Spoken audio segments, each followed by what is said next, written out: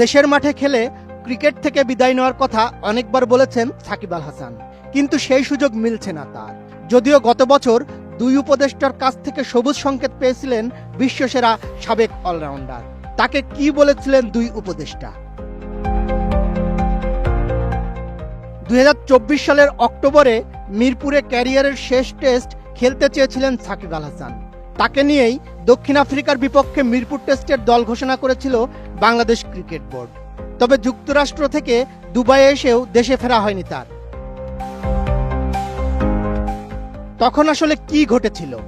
সেই ঘটনা নিয়ে সম্প্রতি দেশের জাতীয় এক দৈনিকে দেওয়া সাক্ষাৎকারে সাকিব আল হাসান বলেন, তাকে সরাসরি ক্রীড়া উপদেষ্টা ও আইন উপদেষ্টা গ্রিন সিগন্যাল দিয়েছিলেন। তিনি প্লেনেও ওঠেন। বিসিবি থেকে তাকে পুরো নিশ্চিত করা হয়। যুক্তরাষ্ট্র থেকে তারপরে তিনি প্লেনে উঠেছিলেন, কিন্তু দুবাইয়ে নামার পর তাদের সব জায়গা থেকে আবার বলেছে 12 ঘন্টার মধ্যে পরিস্থিতির অনেক পরিবর্তন হয়ে গেছে। যদি সাকিব আল হাসান না আসেন তাহলে ভালো হয়। এরপর তিনি ফিরে যান। 2024 সালের সেপ্টেম্বর অক্টোবরে ভারত সফরের মাঝপথেই আন্তর্জাতিক টি-20 থেকে অবসরের ঘোষণা দিয়েছিলেন সাকিব। খেলে যেতে চেয়েছিলেন ওয়ানডে ও টেস্ট।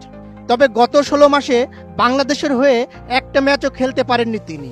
ভারতের বিপক্ষে কানপুরে গত বছরের অক্টোবরের টেস্ট ম্যাচটাই আন্তর্জাতিক ক্রিকেটে সাকিবের সবশেষ কোনো ম্যাচ। বাংলাদেশের হয়ে খেলতে না পারলেও বিদেশের বিভিন্ন ফ্র্যাঞ্চাইজি টুর্নামেন্টে নিয়মিত খেলছেন তিনি। বর্তমানে দুবাইয়ে আইএল টি-20তে এমআই এমিরেটসের হয়ে খেলছেন সাকিব। যতই নিয়মিত ক্রিকেট খেলুক না কেন, দেশের মাটিতে শেষবারের মতো খেলে বিদায় নেওয়ার স্বপ্নটা আর বাস্তবে রূপ পেল না সাকিব আল হাসানের।